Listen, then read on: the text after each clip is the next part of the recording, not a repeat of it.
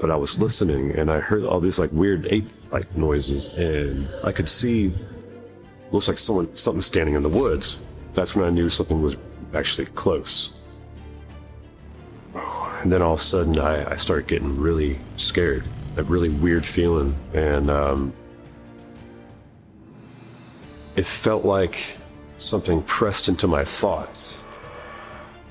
A couple weeks ago, I was down here and I talked to some locals, and I heard about a story where I'm going right after this to do a live with you guys of two naked guys that were found running down the tracks, and said that they were being held in the woods back here. When thermal technology was pretty primitive, but I'll walk you through the sighting. Flip the camera around. So he walked up here and he began to take a leak. Camp is behind me. Now he turned and he looked over here, and in those trees there, through his thermal imager, he saw a figure standing. And from what he describes, it went down kind of on its stomach. It started doing like a swimming motion on the ground, almost like if it's trying to bury itself in the debris around it. From Wisconsin to the Pacific Northwest, 7 spine-chilling encounters revealed towering, shadowy creatures, glowing eyes, deliberate movements, and eerie sounds turning calm nights into terror. Campers, drivers, and explorers alike felt watched, hunted, and tested by forces beyond understanding, leaving the wilderness alive with mysteries that vanish before they can be explained. Step into the darkness with us. On the remote ridges and winding waterways of the West, the Western Bigfoot Expedition searches where wildlife roams and footprints appear. Each trek is guided by whispers of history, signs of movement, and the rhythms of the forest. Some areas hint at Sasquatch, others guard their secrets, but every step draws the team closer to the unknown. While driving along a secluded forest road, the team's eyes caught a subtle disturbance among the undergrowth, broken branches and scattered debris that seemed almost deliberate. So we're just driving down this road here, and I happened to look out the window and I just kind of noticed this. Now there's some deadfall here. We're gonna look at this break right here, and now it's funny. Well, there's human activity because there's a can of Coors Banquet. Oh. But this looks old. Yeah, this got broken over a long time ago. Little things like this, you know. Last time we focused on some tree breaks like that, we pulled Sasquatch hair out of it. At first glance, it could have been human, but closer inspection hinted at something far older, something the wilderness itself seemed to guard. In past expeditions, similar signs had revealed strands of strange, unexplainable hair, appearing wherever footprints, sightings, or manipulated branches suggested the presence of an unknown creature. Across North America, these silent traces continue to challenge what is known, drawing the explorers deeper into the forest's hidden mysteries. Jonathan Brown, a seasoned tracker and longtime explorer of the Pacific Northwest, shares his thoughts on Sasquatch in Western Washington. He believes they don't need to move as much as their eastern counterparts, where harsh winters and shifting game force constant travel. It's older, but it's in a straight line. It's got a good breadth. Prints are big. A couple of them look a bit interesting, but they also look a little old. Just like the Go Road all over again. Just about. Look at that. See, so there's this one. What's interesting about this is that the needles are pressed into the dirt. Correct. You can almost maybe see a toe-ish action here, but you got this. Like Look, it looks almost like a step, and maybe you have this. See how this is pushed up like a ridge? Out here on the west side, it's more temperate, more food around. Almost like the coastal tribes long ago. They didn't need to wander far. In the eastern mountains, the harsher winters and wandering herds likely push Sasquatch to cover vast distances, constantly on the move. On the milder western side, travel isn't as urgent, though during the warmer months they may shift between higher and lower terrain, following the land's subtle patterns while staying largely within familiar territory. He turned the camera, and something in the edge of the trees caught his eye. Through the thermal scope, a shadowy form moved low, almost gliding along the forest floor, blending with leaves and broken branches. Then it shifted in a way that made no sense. Thermal technology was pretty primitive, but I'll walk you through the sighting. Flip the camera around. So he walked up here and he began to take a leak. Camp is behind me. Now he turned and he looked over here, and in those trees there, through his thermal imager, he saw a figure standing. And from what he describes, it went down kind of on its stomach. It started doing like a swimming motion on the ground, almost like if it's trying to bury itself in the debris around it. Then it almost did like this strange yoga pose looking thing. One thing that he noticed: Arching, twisting, almost like a creature stretching into an unnatural pose. A massive hand rose, fingers splayed, reaching skyward in a gesture both eerie and inexplicable, leaving him frozen in disbelief at what the night had revealed. Was that it put its hand up. He can see all 5 fingers, his big hand, almost like it was reaching up for like a high five off the ground, and he couldn't figure out what that was, and it took him a long time, and he figured out finally that it was blocking the ambient light from a campfire that was behind him. So the Sasquatch was on the ground with its hand up, blocking the ambient light so he can get a better look at him. And he was trying to call people back in camp. Missy Martinson, a longtime Bigfoot researcher and seasoned wilderness explorer, recalls a quiet evening at camp with Rachel, her daughter, Lydia, riding her bike while music played softly. Suddenly, Tristan asked if they'd heard a knock. Behind the tent, a rustling moved through the brush, alive yet unseen, turning the calm night tense and charged. In camp, catching up, Lydia, Nick's daughter, was riding her bike around camp, and we were listening to Disney music. So, like, kind of typical kid playing, just quiet night at camp. We weren't planning anything. At 8 o'clock in the evening, Tristan came over and said, "Did you guys just hear that wood knock?" And we said, "No, we've been talking and, the music's playing." At about 8:15, behind John Ray's tent on the north end, we could hear noise. It wasn't movement, just noise, like something rummaging around or something. But it was loud. About 8:30, same thing happened again. As daylight faded into twilight, a figure emerged from beside their tent. It took a couple of deliberate steps before slipping into the shadows of the woods toward the road. Everything starts to look grainy in the woods, especially. Just your eyes are switching from day to night, and I see a figure come out from next to John Ray's tent, took 2 steps, went into the woods towards the road, and that was it. But the thing was, it was solid black against the twilight night. Its arms were super exaggerated. It was probably about 6 foot tall. It wasn't huge. Against the dimming sky, it was pitch black, its elongated arms strikingly unnatural.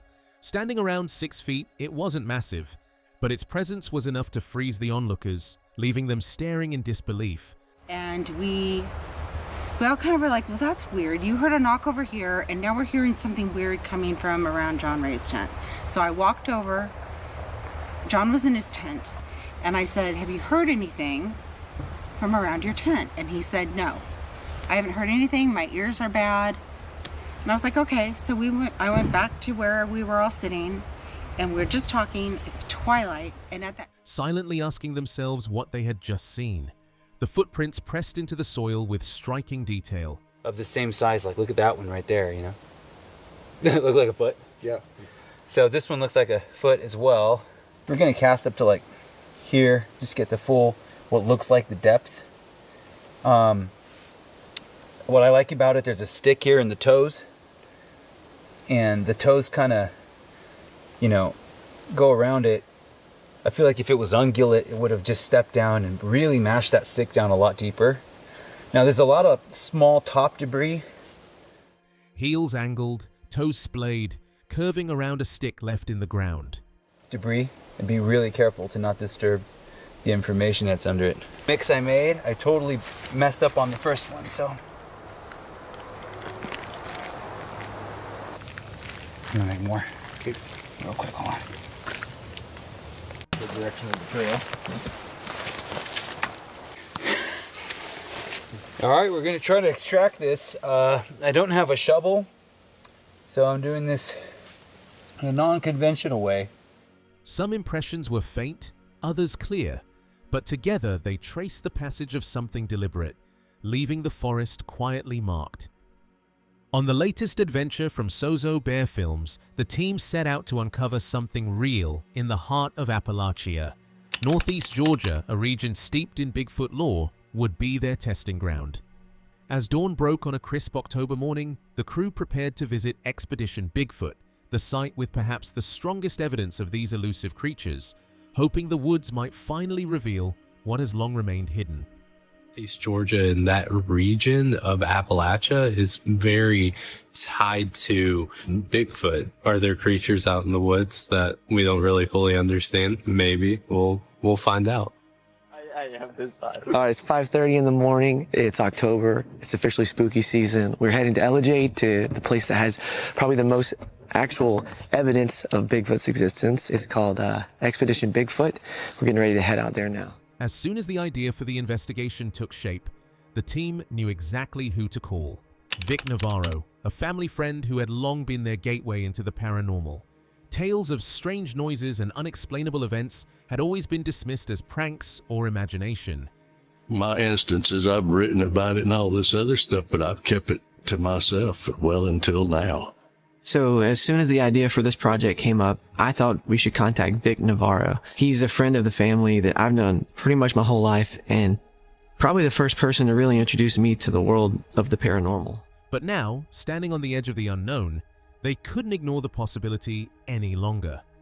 Something was out there in the woods, and the question hung heavy in the air. Sooner or later, everybody's going to have to face the facts that we're not alone. Bigfoot is real, so what do we do about it? Where are we? If Bigfoot truly exists, where would they even begin to find it? Justin McCullough, a lifelong resident of Northeast Georgia and a well-known local Bigfoot witness. I just felt like it was important for people to hear about it. And maybe that will get people to, tell their stories too. We just put the boys down for bed, and my dog usually goes outside with them before I, put them up for the night. So we went out there. He just stops. Has spent years exploring the region's dense forests and collecting first-hand accounts of strange sightings.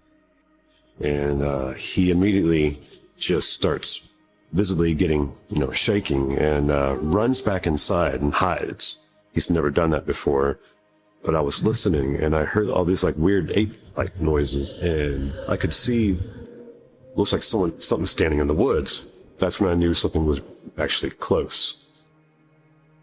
And then all of a sudden, I started getting really scared, a really weird feeling, and it felt like something pressed into my thoughts. He recalled one night that would forever change his perspective. Night had fallen, and the house lay quiet, save for the soft breathing of sleeping children. But the familiar routine of stepping outside with the dog turned instantly wrong. The animal froze, quivering, then bolted inside, terrified. From the edge of the darkened woods came low, guttural calls echoing like something not quite human. Shadows shifted, and a massive, indistinct shape loomed between the trees. In that instant, a bone-deep fear settled over him. Whatever was out there was real, and it was closer than anyone dared imagine. And he's like, here, let me ask you some questions. And then when he asked me if I felt anything press into my mind. The episode set out to uncover the secrets hidden within the old cemeteries of LJ, Blue Ridge, and Blairsville, places where history and legend collide. Moving carefully through the twilight, the team respected every resting place. But an eerie stillness always seemed to follow them. No rustle of leaves, no chirp of insects, just a heavy, unnatural quiet that made the hairs on their necks rise. Area group out, we make our choice where we're going to go, and we always try to go to the most active area at the time. Learning all these different things about them. A lot of folks think, okay, we can all just go right here in the forest and go to beating on trees and everything. we'll get a response. That's true. You probably can't. You may not get the response you want. Start off with, we're going to ease up here in this little wood line right here, and with the hopes and chance to hear something or get a chance to get a glimpse of something. Later, as they examined the photos, one frame stopped them cold. A towering, shadowy figure, eyes glowing like embers, hunched and alert, watching from the edge of the graveyard. The moment confirmed what they had long suspected. Some presences in these woods are far from ordinary. The encounter happened in the late summer of 2018, deep in the rugged mountains of North Georgia. While inspecting a property along the edge of vast stretches of untouched forest, the witness noticed movement in a clearing ahead.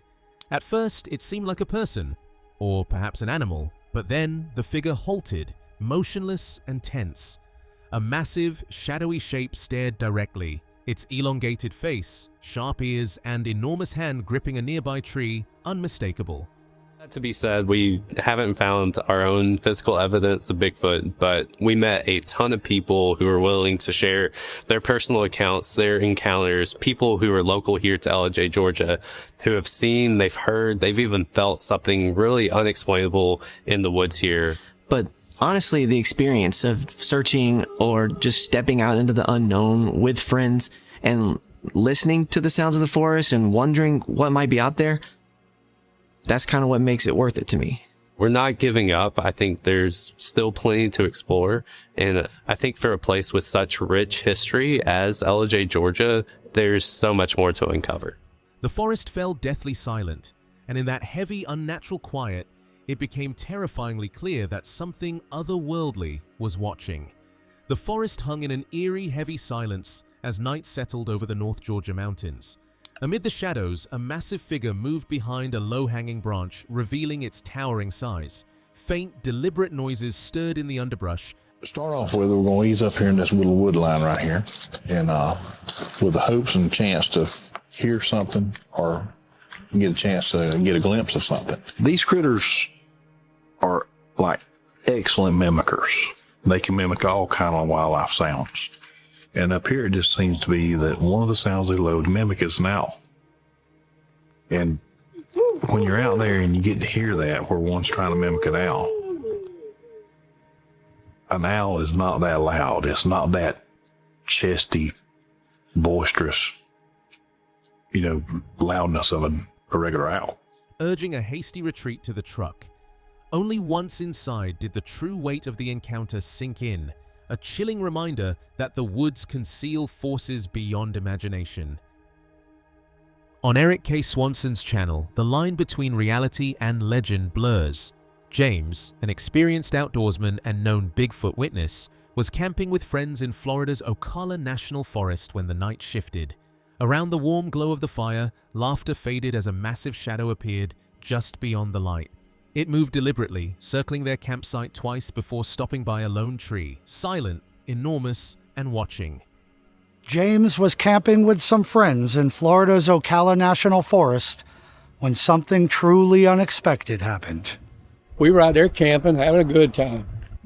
Fire, talking. And all of a sudden, I looked out and I seen somebody or something. I couldn't make out really what it was, just outside of firelight.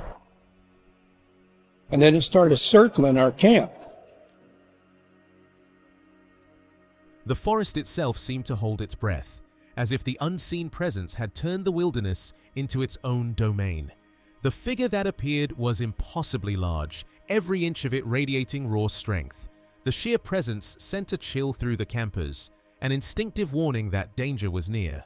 One wrong move, and it felt like survival would be uncertain. It circled the campsite with deliberate intent, then paused, silent and dominating, turning the forest into a tense. I kept seeing it in different places as it went around us. And it went around probably 2 times. And then it stopped by this one tree. And when it stopped by that tree, it was just standing there looking at us. And it was big. I say he was at least 7 foot tall, and he was probably that wide. I mean, he was big. When I seen him, that's the one thing that bothered me the most. Almost sentient trap. Any group caught in that scene, even the bravest, would feel fear grip them like ice. It crept closer, deliberate, each movement radiating an almost tangible menace. Fear coiled tight, sharp and instinctive, as the figure bent and collapsed behind a massive tree, vanishing from view. Silence fell like a heavy fog, yet the woods seemed to breathe around them. I imagine a group of teenagers presented with such a scenario would be flooded with fear. So this thing started coming toward me. I had my shotgun up and I pointed and I said, "Stop right now or I'm shooting." I mean, I was starting to really get excited, I hate to say, I was getting a little frightened. And this thing just took another step. And when he did, hell, I pulled the trigger. Every shadow hinting that the presence hadn't left, only lingered, watching, waiting. Panic gripped the group, one of them shaking uncontrollably as terror took over. The hours crawled as they huddled in the dim light, eyes fixed on the forest edge, dreading the creature's return. When dawn finally broke, they didn't wait. Heartbeats racing, they sprinted through the trees towards safety. It bothers me now that I shot a Bigfoot, because I started talking to people afterward, and then that's when I found out about the Bigfoots. And so what makes you so sure that what you shot was a Bigfoot?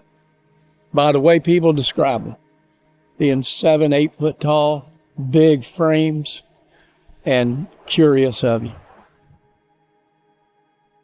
In the years since this alleged Bigfoot shooting, James has learned more about this mysterious creature. Once at the car, relief was short-lived. A park ranger appeared, and together they retraced their steps to the campsite, scanning the shadows for any trace of the creature that had turned the night into a nightmare. After the encounter, they were quietly driven back to the fire tower. The driver's warning was clear: some things were not to be spoken of, and they were to forget everything they had seen. Questions about the creature were dismissed. Without proof, it hadn't happened. Left with only memory and uncertainty, the weight of the night lingered. After reaching the car, James and his friends found a game warden. Together, they all returned to the campsite, searching for signs of the creature James shot the night before. We got out there, and I walked him around because I knew where this thing had been walking around us. There wasn't a single footprint anywhere. The thought of what had been struck gnawed at them. The enormity of the creature and its deliberate, curious nature left no doubt. It was unlike anything they had ever encountered. The legend of these massive, mysterious beings suddenly felt all too real. A massive shadow circling the campsite, vanishing into the trees. Was it the legendary creature, a trick of the forest, or something far stranger lurking just out of sight?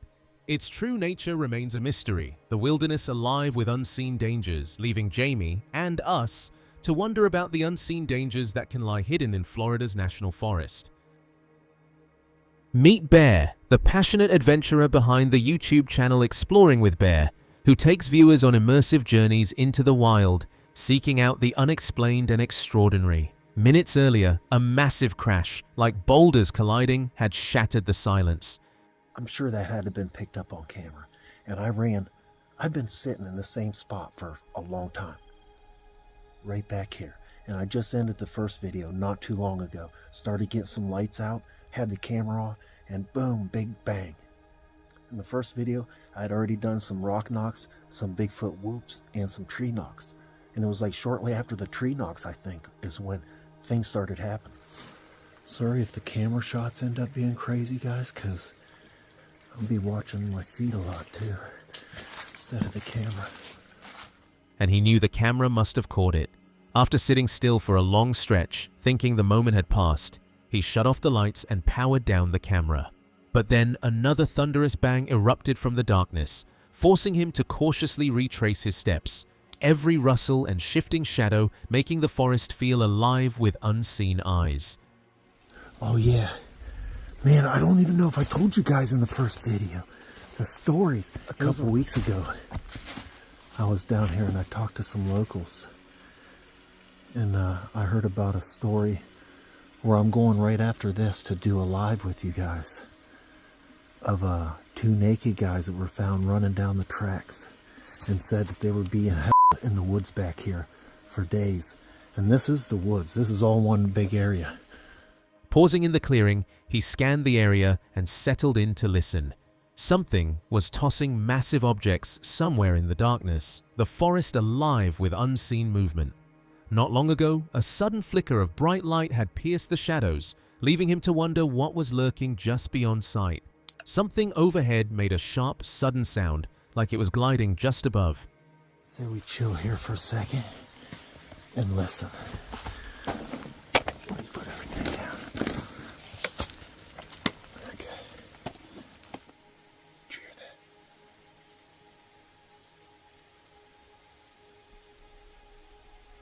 Man, I'm telling you, there's something throwing some huge stuff a little while ago. Man, this thing seems bright.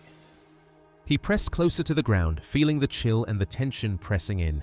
This spot was breathtaking in daylight, but as night fell, the forest seemed to shift, every shadow stretching longer, every rustle and whisper hinting at something watching, something moving just out of reach.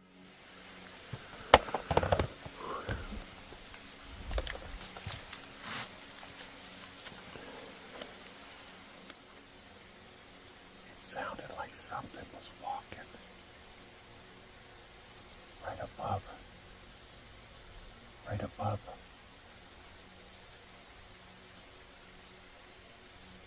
I'm tucked under here a little bit.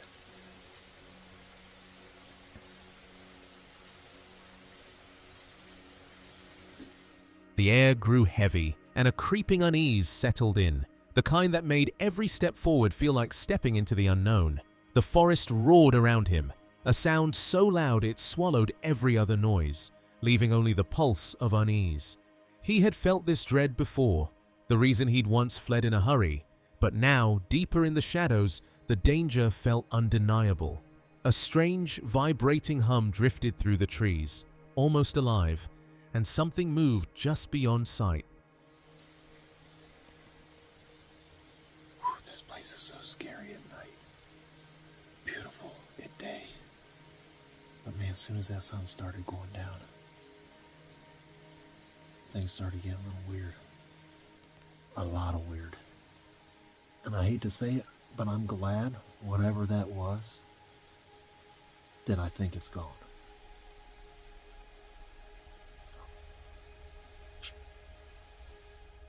Glinting eyes catching fleeting light, too quick to register on camera. Every instinct screamed to run, yet he stood frozen, realizing the forest itself was watching, testing, and waiting. Once calm and familiar, now felt alive with unseen eyes, every shadow twisting with possibility. As he neared the old blue, the memory of the haunting knock captured on camera echoed through the trees like a warning. This place is so scary at night. Beautiful at day. But man, as soon as that sun started going down, things started getting a little weird. A lot of weird. And I hate to say it, but I'm glad, whatever that was, that I think it's gone.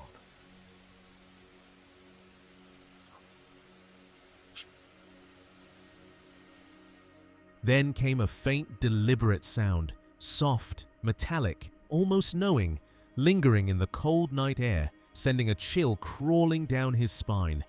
Every step forward felt like walking deeper into the forest's watchful grip, where the darkness itself seemed to pulse with intent.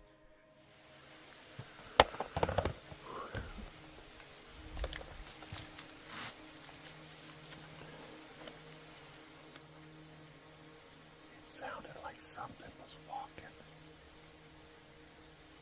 right above. Right above.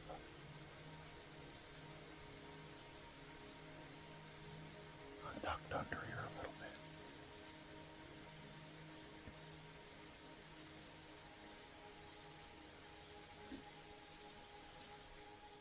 A sudden, sharp sound sliced through the stillness. The forest around him seemed to breathe, shadows stretching and twisting like living things. Something massive moved deliberately just beyond the light, each step echoing through the cold night. Questions churned in his mind. Why is it approaching? What unseen presence lingers in the dark? It's getting like foggy.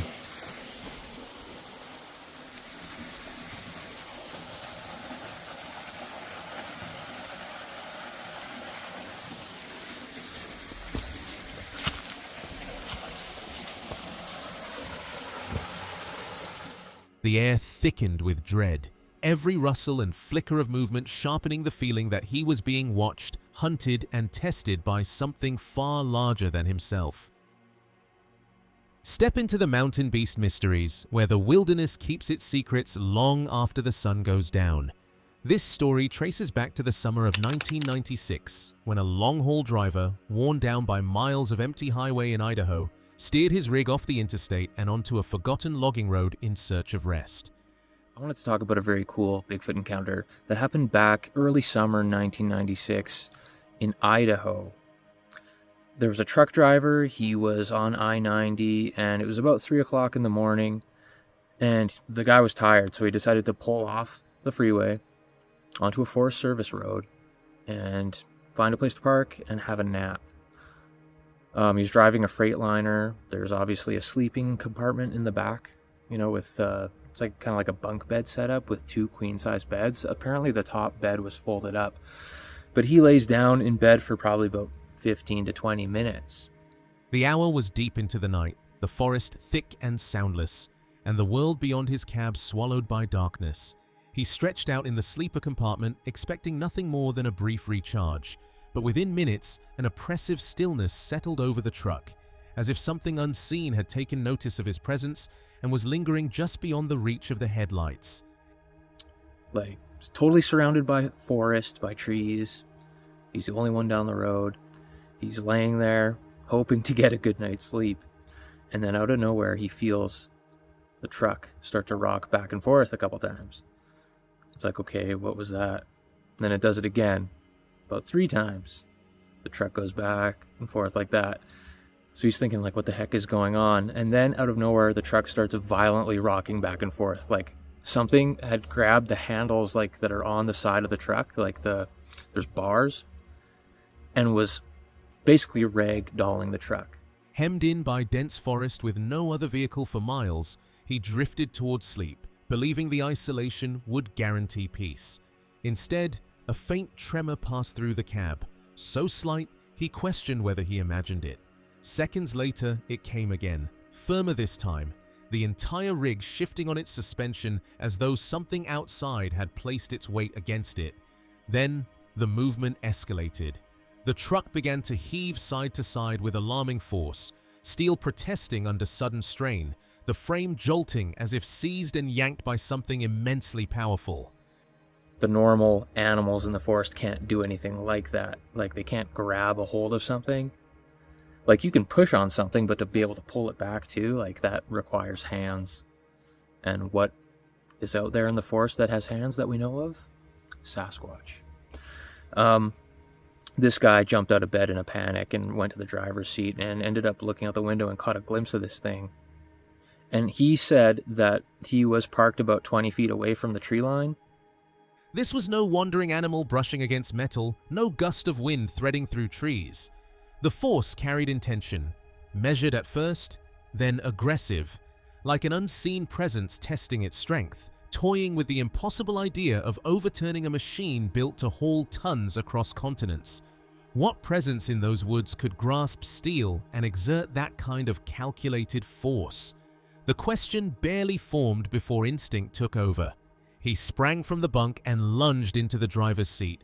So this is like a very standard Sasquatch encounter. You have all these elements, this thing having some sort of element of curiosity where it goes up to the truck and starts messing with it. There's lots of stories like this where people will have their vehicles like shook in the night, or something will come up to their camper and like smack the camper. There's people who have reported like a giant hand coming down on top of their camper from something really tall, like smacking it. And are they trying to intimidate these people to scare them away? Or are they just curious? Breath shallow, pulse surging in his ears. Peering through the side window toward the tree line, he caught a stark silhouette breaking away from the truck. Broad, upright, and impossibly large. It moved with startling efficiency, covering the short stretch to the forest in only a few deliberate strides. Night distorts distance. What felt like 20 feet may have been less. But its scale was undeniable. The sharp release of the air brakes pierced the darkness, and at that mechanical hiss, the figure accelerated, slipping between the trunks and dissolving into the timber. It didn't take long for this creature, who knows how far away it was when this guy parked the truck there, but it didn't take long, 15 to 20 minutes before this thing showed up. I mean, they can move really fast, you know, and they take those really big strides, but this thing was in the area. It knew the truck was there. It was probably like, what the heck is this thing?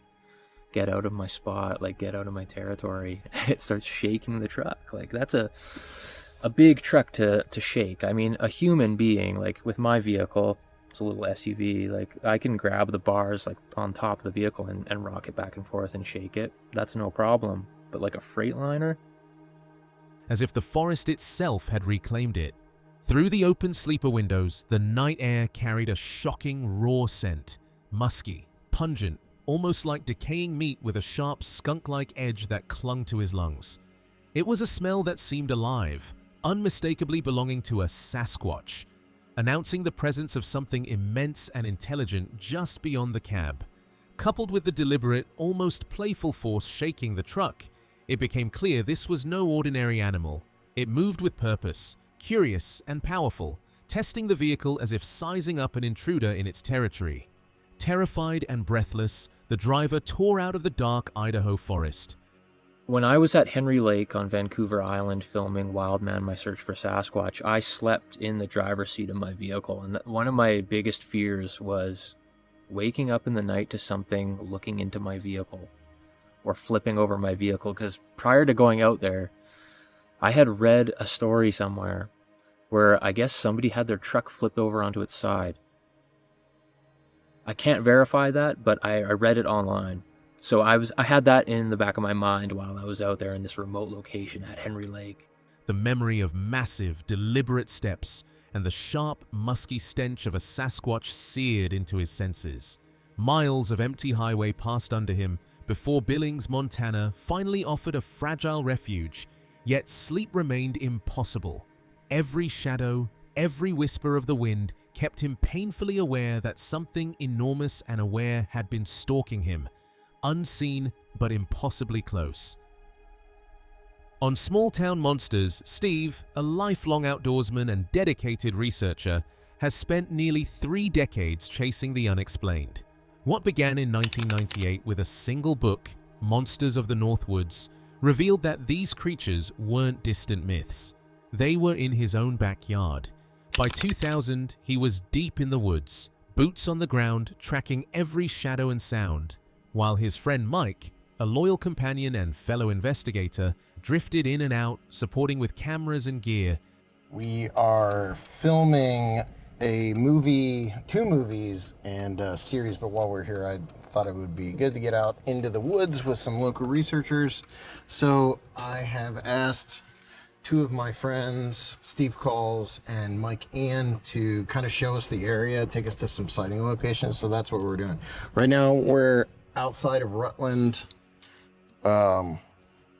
following them, and we're gonna head out to at least 2 different sighting locations somewhere outside of town. But knowing that each expedition could uncover something extraordinary lurking just beyond sight. A few miles down the road, the Grabowski farm sits quietly, yet it's known for whispers of a legendary creature family roaming its fields. The land, stretching toward Whitehall, feels deceptively close, yet remains wild and untamed.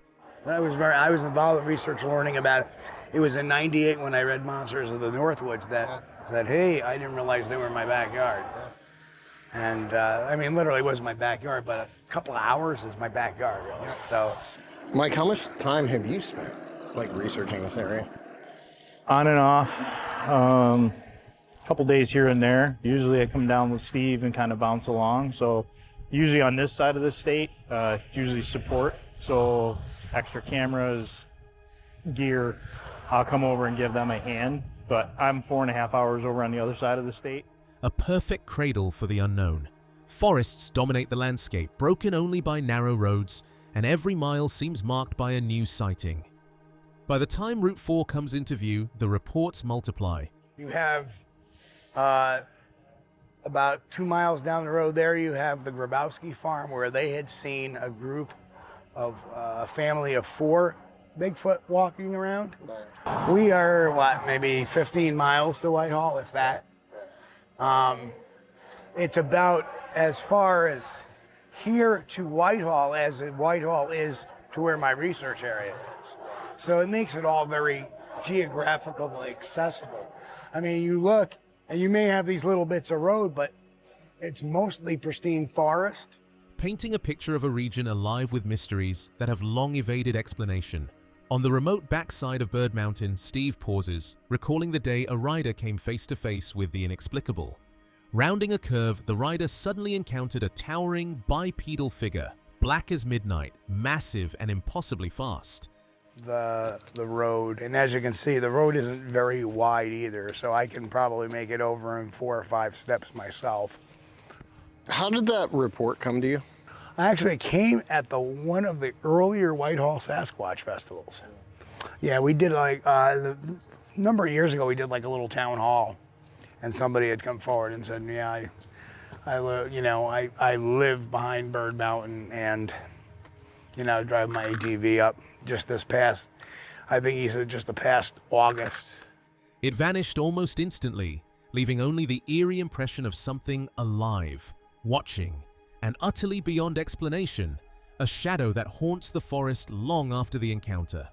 The rider recounted the creature's stride as unnervingly effortless, each step spanning the narrow road with a power and fluidity that seemed almost unnatural. Just a few bounds, and it had vanished into the forest's edge, leaving nothing but an echo of movement and unease. Yeah, you get a lot more in the springtime on this side, and then the late summer and fall you get it over in the Adirondacks. But I don't think it's necessarily exclusive either. I think there's some that stay behind, there's some that don't, in either context. It depends, again, if you follow primates and how they live and how their families work. You may have the lone males that they're going out to find their own way. And matter of fact, there's a good biological reason for doing that, is that so it cuts down on inbreeding. The story reached Steve through the Whitehall Sasquatch Festival, passed along like a whispered legend, a chilling reminder that the unknown still roams these woods.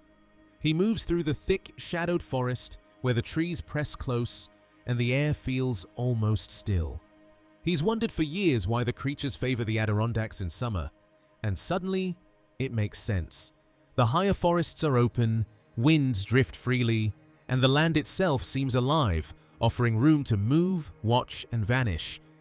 Professor Warren Cook's daughter had a sighting that was approximately there. I mean, this is on the road as the road bends around. So you have all these sightings, one after the other after the other. What it says to me is that we have a population of something living somewhere in here. How many of them there are, I'm not an ecologist to say. What I did, my background is investigation, so I can put A, B, and C together and modus operandi and behavioral aspects of it together and say, hey, investigatory-wise, I have a lot of evidence to prove that there's something here. Here, the woods feel like a living maze, a hidden world that guides the unseen and keeps it just beyond reach. As the chill of November seeps in, activity moves deeper into the thick, shadowed forests. Towering pines hold their secrets while the bare branches of maples and oaks offer little cover, crafting a patchwork of shadow and light. And it happens, it goes in waves. That's still a location I'm still trying to figure out, that we had a rock incident. Like, I literally went through, checked all the trees to make sure we didn't pine, oak, acorns, whatever. But whatever it was stitching up the side of the car and coming skipping across. But they weren't heavy. They weren't, no, they're small. See, Buck Mountain too, just real quick for people watching who don't know, that's Explain where Buck Mountain is, especially in relation to Whitehall. It's In this hidden maze, the forest itself seems alive, guiding silent movements and guarding whatever elusive presence slips unseen among the trees. Through the years, apple orchards seem to mark the edges of mystery. Old groves, some now vanished under new development, were once the stage for unexplained stirrings, shadows moving between trees, flashes of movement where the fruit once hung heavy. interesting. In 2011, everybody was hearing that movement. I bring the teams in, and we're going to take a break before we go out for our evening run. So everybody's getting something to eat. We're quarterling and having a good time. And I'm like, my headlamp's kind of low. Let me go get some batteries. And I open up my car door, get my batteries, light up a cigarette, pull out my flashlight, look down to the, looking north is downhill. From Vermont to New York, even the grainy trail cam photos and the infamous pigeon film hint at these orchards as more than scenery, as if the very trees themselves bear witness to secrets the forest has long kept hidden.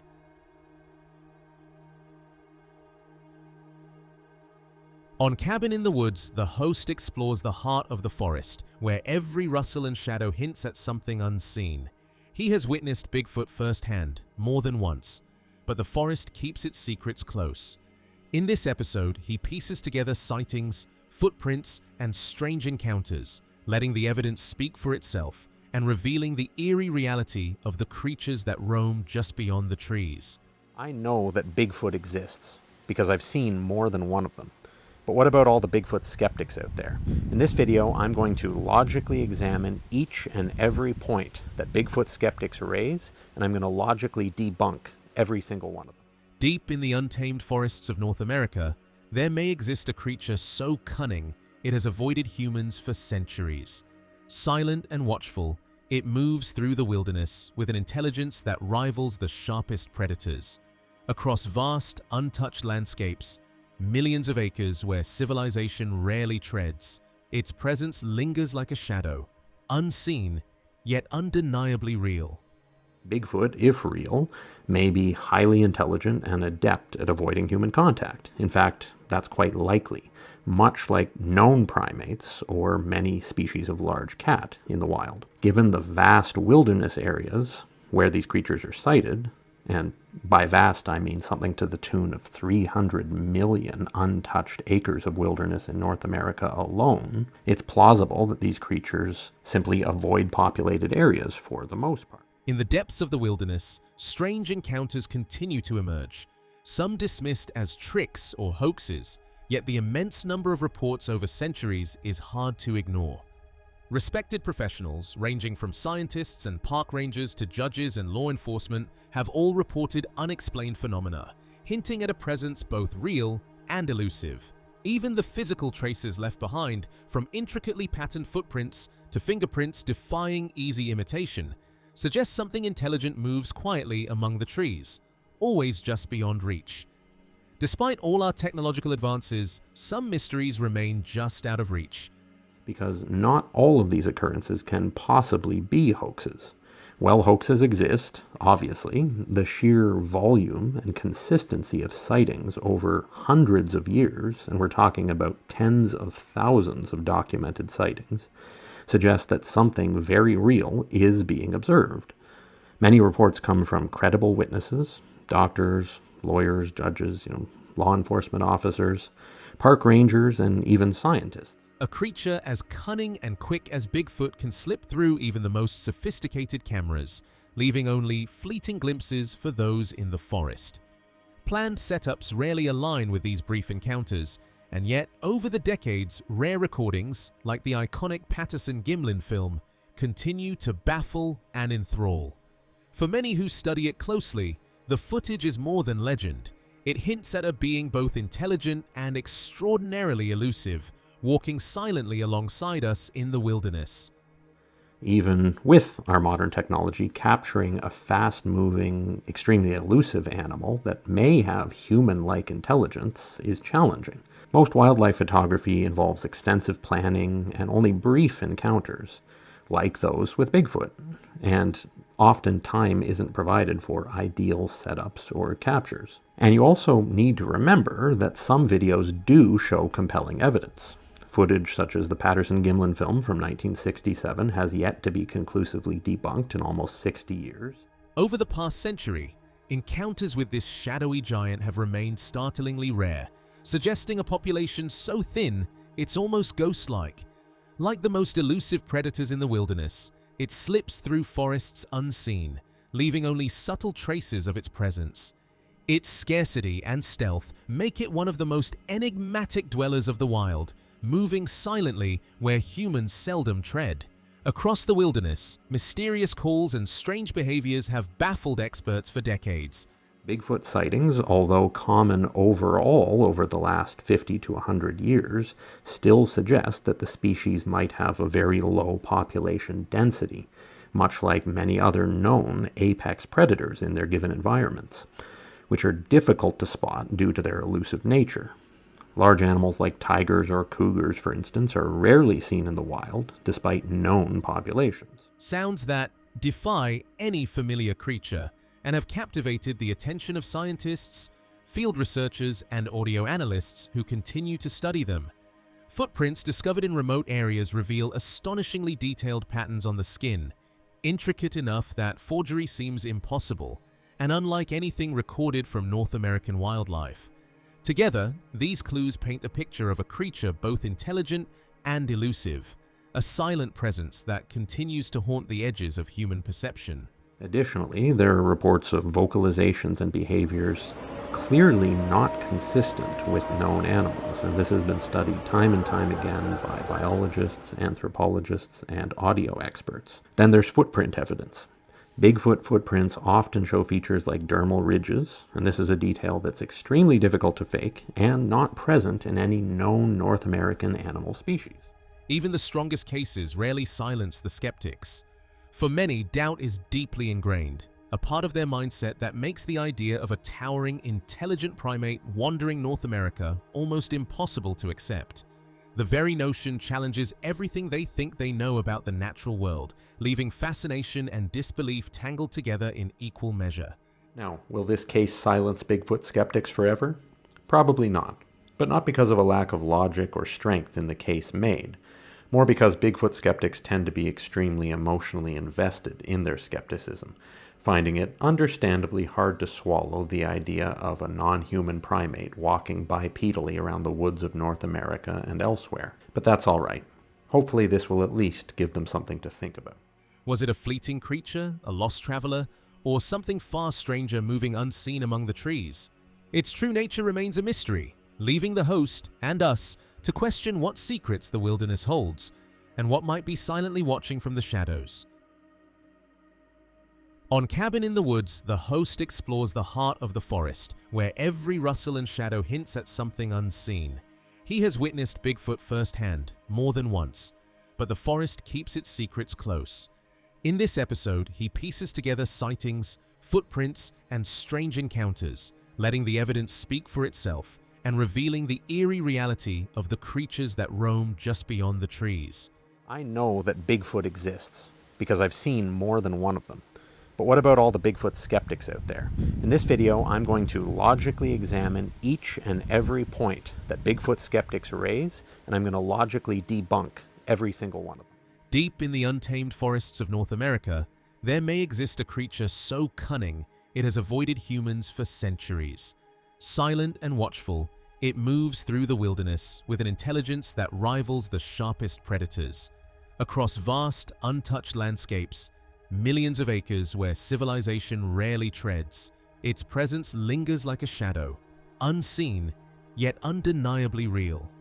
Bigfoot, if real, may be highly intelligent and adept at avoiding human contact. In fact, that's quite likely, much like known primates or many species of large cat in the wild. Given the vast wilderness areas where these creatures are sighted, and by vast I mean something to the tune of 300 million untouched acres of wilderness in North America alone, it's plausible that these creatures simply avoid populated areas for the most part. In the depths of the wilderness, strange encounters continue to emerge. some dismissed as tricks or hoaxes, yet the immense number of reports over centuries is hard to ignore. Respected professionals, ranging from scientists and park rangers to judges and law enforcement, have all reported unexplained phenomena, hinting at a presence both real and elusive. Even the physical traces left behind, from intricately patterned footprints to fingerprints defying easy imitation, suggest something intelligent moves quietly among the trees, always just beyond reach. Despite all our technological advances, some mysteries remain just out of reach. Because not all of these occurrences can possibly be hoaxes. While hoaxes exist, obviously, the sheer volume and consistency of sightings over hundreds of years, and we're talking about tens of thousands of documented sightings, suggests that something very real is being observed. Many reports come from credible witnesses, doctors, lawyers, judges, law enforcement officers, park rangers, and even scientists. A creature as cunning and quick as Bigfoot can slip through even the most sophisticated cameras, leaving only fleeting glimpses for those in the forest. Planned setups rarely align with these brief encounters, and yet, over the decades, rare recordings, like the iconic Patterson-Gimlin film, continue to baffle and enthrall. For many who study it closely, the footage is more than legend. It hints at a being both intelligent and extraordinarily elusive, walking silently alongside us in the wilderness. Even with our modern technology, capturing a fast-moving, extremely elusive animal that may have human-like intelligence is challenging. Most wildlife photography involves extensive planning and only brief encounters, like those with Bigfoot, and often time isn't provided for ideal setups or captures. And you also need to remember that some videos do show compelling evidence. Footage such as the Patterson-Gimlin film from 1967 has yet to be conclusively debunked in almost 60 years. Over the past century, encounters with this shadowy giant have remained startlingly rare, suggesting a population so thin it's almost ghost-like. Like the most elusive predators in the wilderness, it slips through forests unseen, leaving only subtle traces of its presence. Its scarcity and stealth make it one of the most enigmatic dwellers of the wild, moving silently where humans seldom tread. Across the wilderness, mysterious calls and strange behaviors have baffled experts for decades. Bigfoot sightings, although common overall over the last 50 to 100 years, still suggest that the species might have a very low population density, much like many other known apex predators in their given environments, which are difficult to spot due to their elusive nature. Large animals like tigers or cougars, for instance, are rarely seen in the wild, despite known populations. Sounds that defy any familiar creature and have captivated the attention of scientists, field researchers, and audio analysts who continue to study them. Footprints discovered in remote areas reveal astonishingly detailed patterns on the skin, intricate enough that forgery seems impossible, and unlike anything recorded from North American wildlife. Together, these clues paint a picture of a creature both intelligent and elusive, a silent presence that continues to haunt the edges of human perception. Additionally, there are reports of vocalizations and behaviors clearly not consistent with known animals, and this has been studied time and time again by biologists, anthropologists, and audio experts. Then there's footprint evidence. Bigfoot footprints often show features like dermal ridges, and this is a detail that's extremely difficult to fake and not present in any known North American animal species. Even the strongest cases rarely silence the skeptics. For many, doubt is deeply ingrained, a part of their mindset that makes the idea of a towering, intelligent primate wandering North America almost impossible to accept. The very notion challenges everything they think they know about the natural world, leaving fascination and disbelief tangled together in equal measure. Now, will this case silence Bigfoot skeptics forever? Probably not, but not because of a lack of logic or strength in the case made, more because Bigfoot skeptics tend to be extremely emotionally invested in their skepticism, finding it understandably hard to swallow the idea of a non-human primate walking bipedally around the woods of North America and elsewhere. But that's all right. Hopefully this will at least give them something to think about. Was it a fleeting creature, a lost traveler, or something far stranger moving unseen among the trees? Its true nature remains a mystery, leaving the host and us to question what secrets the wilderness holds and what might be silently watching from the shadows.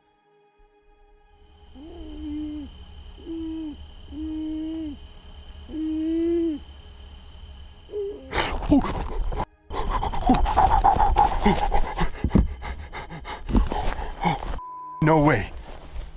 That. The voice behind the men's life is no stranger to the call of the unknown. Through his journeys, Mende navigates dense forests and remote terrain, seeking moments that test both courage and curiosity. Driven by a passion for discovery and the thrill of the wild, he immerses viewers in stories of unexpected encounters and raw, untamed nature. But on this particular outing, what began as a routine exploration quickly proved that even the most seasoned adventurer can be caught off guard when the wilderness decides to show its teeth. Right now we're getting the adventure started. It already started off with seeing a bear, and that was behind that way. So yeah, that's fun. Yeah, it's gonna be fun. It's gonna be probably scary, but we're gonna see what happens. So if you guys are in for the ride, if you guys are down for it. He paused, every sense on high alert. From the shadows came a low, menacing growl, deep, primal, unmistakably a bear. The hairs on his neck stood on end. Something was out there, moving just beyond sight, and it wasn't alone. The forest had suddenly become alive with a presence he couldn't ignore.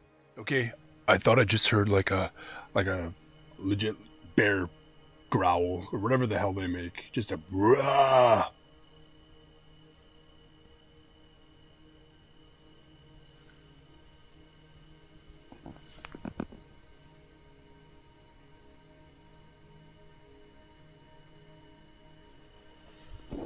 Someone's out there. She heard it too. The forest seemed to close in with every step, shadows shifting and whispering. Doubt crept in. Was this really a good idea? The tension was palpable, each sound magnified in the quiet night. In that moment, the thrill of the unknown collided with the creeping sense that maybe some paths aren't meant to be walked alone.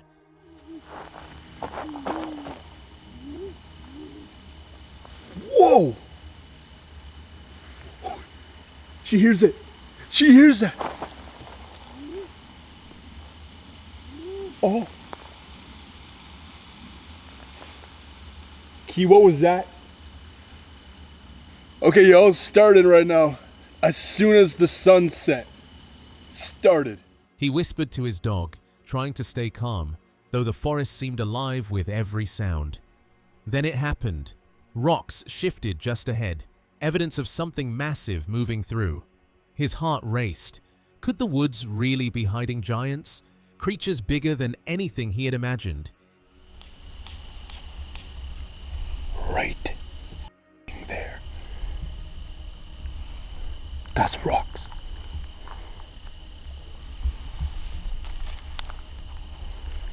Oh my God.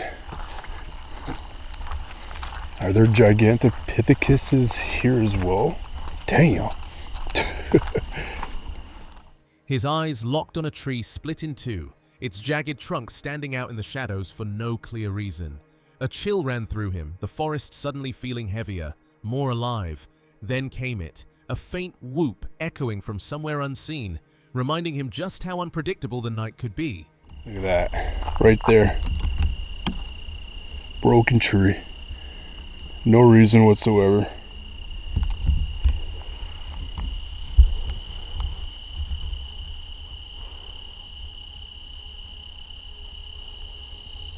Guys, I'm like terrified right now.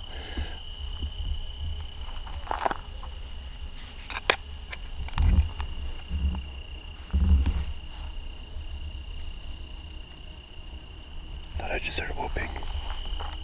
Something stirred ahead, low in the shadows, and the forest seemed to tighten around him.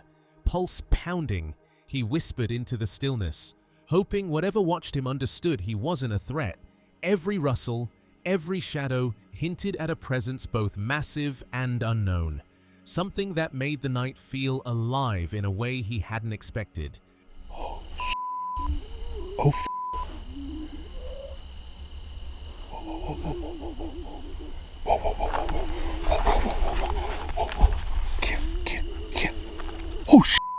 Whoa! Whoa! Kid, what the f? There's no way. Kid, whoa. Guys, there's something right ahead of us. And down there. A strange tension gripped him, as if the forest itself was holding its breath. Eyes seemed to track his every movement from the shadows. Breaking the silence, he whispered into the quiet morning air, almost to himself, "Bigfoot." I feel eyes on me from this way.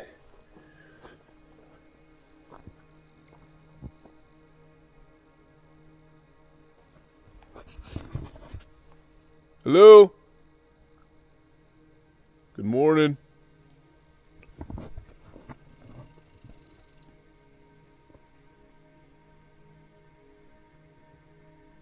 Bigfoot? A sudden movement caught his eye, impossible to ignore. Something had left a strange offering on the hood. Wood chips scattered across the cracks, a massive stick or small log placed deliberately. He stared in disbelief, murmuring under his breath, unsure if it was Bigfoot or something even larger lurking just out of sight. There's no way. Oh, and on the hood. What the? Yo, something just left this for me. It's like wood chips all up in the cracks. Yo, something just left this for me. I think this was my offering. A huge stick. Ultimately, these 7 encounters serve as a stark reminder that the wilderness hides dangers unseen. When darkness falls, the forest stirs, and something out there watches, lingering just beyond sight. Stay with us for more chilling encounters that will haunt the shadows long after the night ends.